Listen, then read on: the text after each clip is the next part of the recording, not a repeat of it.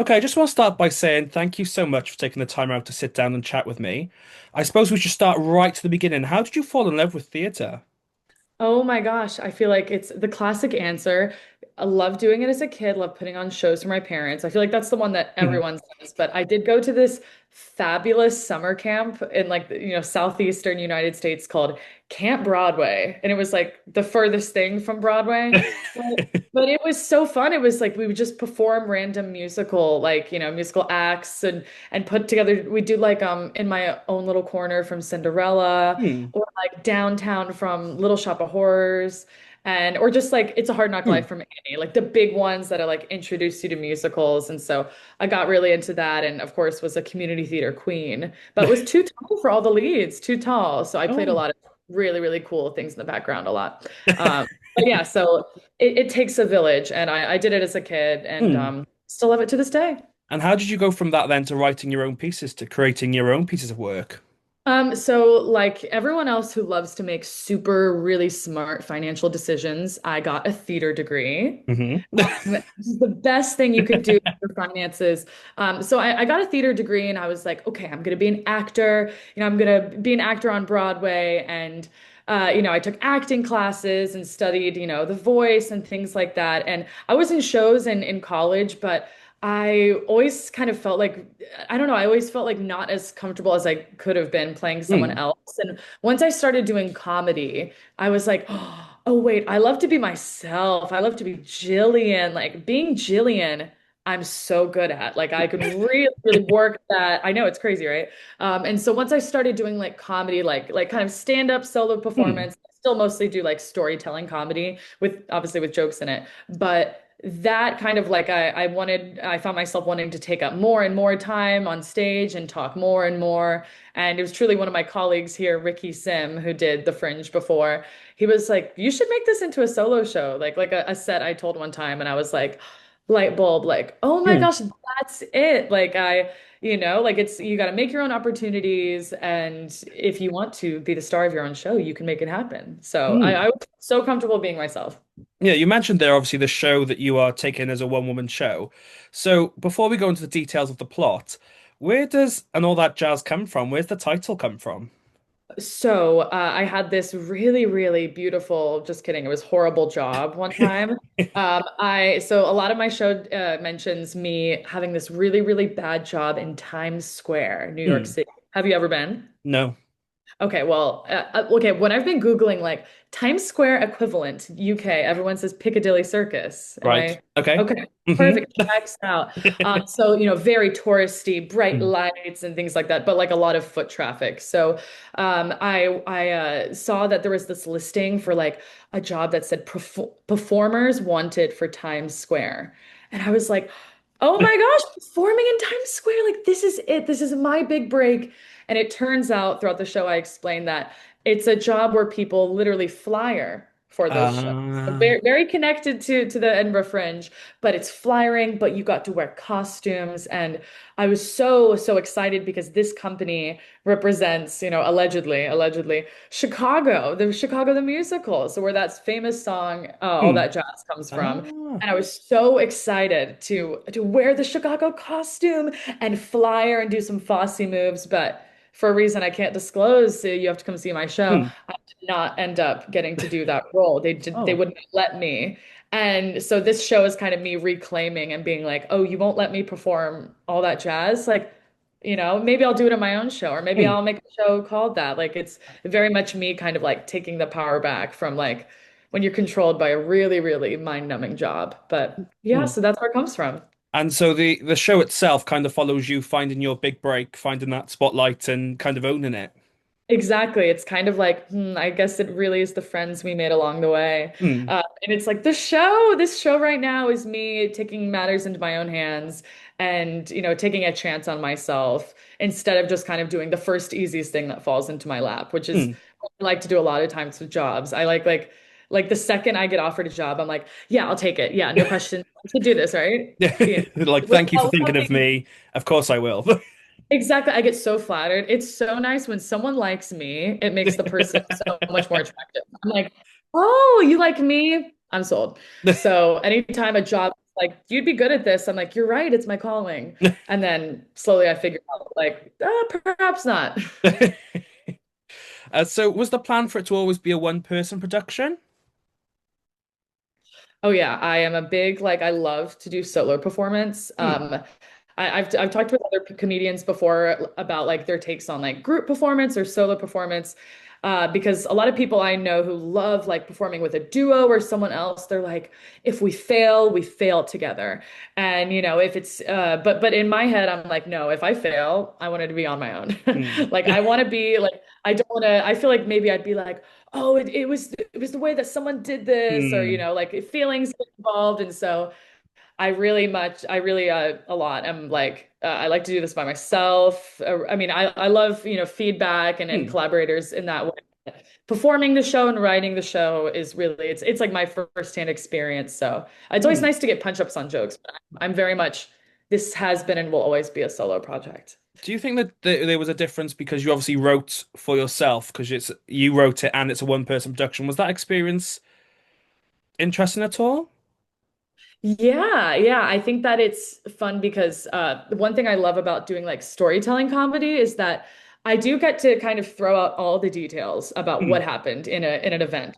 But I get the cool part of like, and this is my take, this is what happened, and this was so rude, and this was messed up, and I'm so angry that this happened, but also I get to be so vulnerable, which is like my favorite thing. And I get Hmm. to be like, but I was acting crazy and I didn't want to quit things. I was too scared to take a chance. And so I love to kind of like write from that perspective of Hmm. like, first let me get out what was unjust and what bothered me and these little details that I pick up on with my beautiful sense of humor, but then also be like, why was I doing this? I look back now and you know, Hmm. why did I do this? So yeah, so I think it's fun kind of with things that happen to me. I get to be in charge.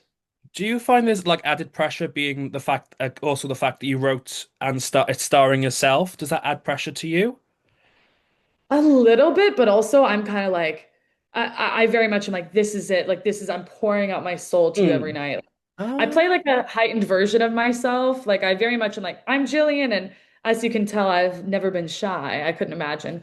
Um, so I very much am like very outgoing, and I want people to listen to me. But I feel like my heightened version of myself that I play and kind of like know that people know that I'm writing it, but also know that like I'm in charge of like the Hmm. jokes, things like that. So it's like if I'm making a joke about myself or something like that, like it comes from like, oh, this is the inner me that wants to get this out. So I Yeah. think that I like that people know that I wrote it too. Hmm.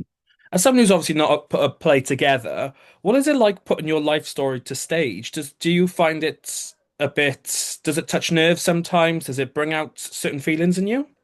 I have for another show. I wrote another show that's like in progress about like when I got broken up with. And Hmm. that one was the only time that I was like, okay, I'm gonna do it real classy. You know, I'm gonna be real classy about this one. No names, no big details, but all the feelings. And so I feel like for that one, definitely I was like, oh my gosh, what is everyone gonna think? Hmm. But I'm just like, this happened to me. I have to tell the world. So I love I don't really get kind of nervous because in my head, I'm so like, well, everyone needs to know this. Hmm. Like this thing happened to me and you don't know about this, but you need to know. And so I very much am like, I'm informing the audience. Letting them know, sharing some secrets. Yeah, yeah. Yeah. So obviously we talked about the show at and all that jazz, but you got a really exciting phone call or email message a couple of days ago that you would be appearing at the Edinburgh Fringe. So what Yes. was the moment that you got that notification like? Oh my gosh, Reese, I wish it was a phone call. That would have been so fun to be like those girls that are like, you know, or you know, anyone who's like, I got it, I got the role. And they're like, you know, I want to do that. I want like an agent to call me Hmm. and be like, so yeah, what's wrong with you? No, it was an email. So it's Hmm. so funny. I'm in New York, I'm on Eastern Standard Time, so a lot of things like happen when I'm asleep. And Ah. so wake up in the morning, I'm like, I think I rolled over to my lover in bed. Oh, okay, brag. And I was like, you know, I got the email from my venue. I was like, I got the spot. I was very, very excited Hmm. because you know, it's like you're putting things together, you're pitching to venues and you're trying to look at timing and flights and things like that. So it's very like at the first start, like logistics. But there's that sneaking feeling of like, but this is really like this is huge. Hmm. It really is. It's the biggest thing I've ever done with my comedy and my writing. So I really don't want to like overlook that. Like this was huge, and I'm glad that all the forms I filled out looked so beautiful that That how they could had just to. like, say no? Yeah. Does that sort of the long journey to Edinburgh kind of add pressure? How's that fitting that into your plan? Yeah, I feel like it's like I really kickstarted things in January this year. Hmm. And so it was like, okay, this is, 7 months away. What am I going to do in these 7 months? And obviously, there's like slow weeks, and then there's really, really busy weeks where it's like Hmm. photo shoot, graphic design. But the slow build has really been good to kind of balance, Hmm. like I said, like, okay, I have this list and I need to get PR and I need to figure out printing, but then also like, posting my flyer on Instagram and Hmm. getting all the love and validation has been really nice. And my support system, I don't know if you know this, but my fans are called Gillionaires. Hmm. So honestly, you're a Gillionaire right now, I can Yes. tell. Totally. We all are just kind of just like when you come to know you are. Um, it's a timing thing. And so all my Gillionaires have been so supportive. And so yeah, so it's been really nice to soak it all in. I tried to Hmm. balance both like prepping and getting the right shoes, but also soaking in, soaking it all in. Obviously, you did just touch on it, but how are you getting ready for the Fringe? How are you preparing for that journey? Okay, like practical ways and silly ways. Silly ways, I want to see a psychic. Like I just want to like I just feel like there's something inside me like tickling. I'm very like listen to your heart. Hmm. I just a psychic would be so good. My boyfriend is like, you're opening the doors to demons. Like, don't do that. But I'm like, I'm so glass half full. Like, come Hmm. on. The psychic wants to make money. We'll get some good answers. But for real though, prepping, I'm reading all the articles. I'm on all the Zooms. I know there's a chance of rain. Would you say that's Hmm. correct? Yes. Yeah. I haven't Good. even checked Everyone's the like, forecast. I know there's a chance. yeah, everyone's like, absolutely, honey.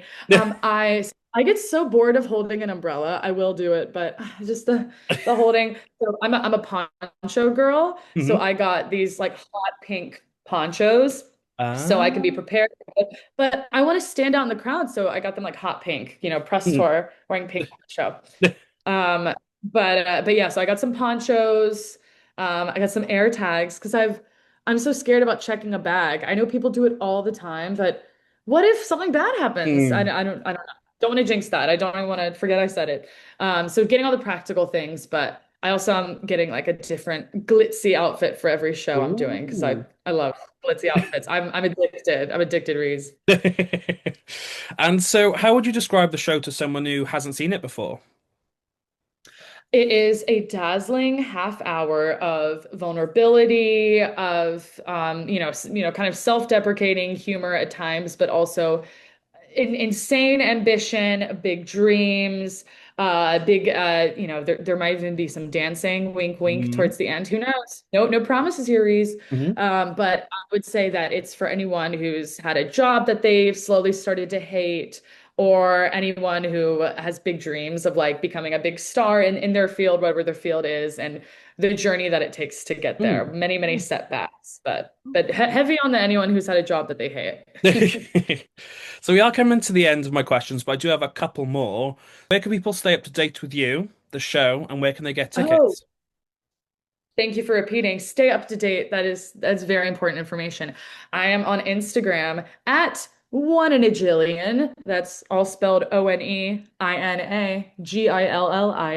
Got to spell it out. One in a Jillian. I'm going to be posting on Instagram like I'm on a brand trip, like I'm an Mhm. influencer going to Dubai with Tarte. Like I'm going to be posting as if I'm contractually obliged to do it. So Instagram is definitely the best one right there, Mhm. I will say. Got a link in my bio. You die to see that link. So you can buy tickets there, and yeah, I'm so excited. I'll put the links in the comments below so people can scroll down and click away. I do have one final question. You talked about this show being people with big dreams. So, what advice would you give for young people looking to get into the industry? Oh my gosh, I've always been the one asking that question now to be asked. This is huge. I think the biggest thing is like you have to make it happen for Mhm. yourself. So many times in college when I wouldn't get cast in shows, which I talk about and all that jazz, I was like, I don't know where to go from here. And then you just have to like, if you want to be in a play, guess what, honey? You need to put a play on. You need to either write a Yeah. play or get someone to write it for you.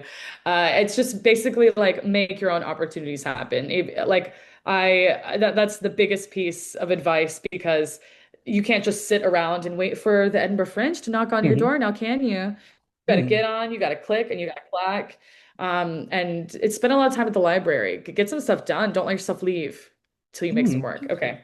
Okay. But no, for real, it is just you gotta hit the pavement hard. Yeah, fabulous. So as I said, I'll put the links in the comments below so people can scroll down and click away. Obviously, I wish you the best of luck with the Fringe. I've not been. I'm going for my first time this year, but I have heard it's a very Me frantic too. experience. Oh So, my gosh, I'm so excited. This is my first time too. Okay, perfect. Besties. First time. so obviously, I wish you the best of luck with the show, and I shall speak to you soon. Okay, thank you so much.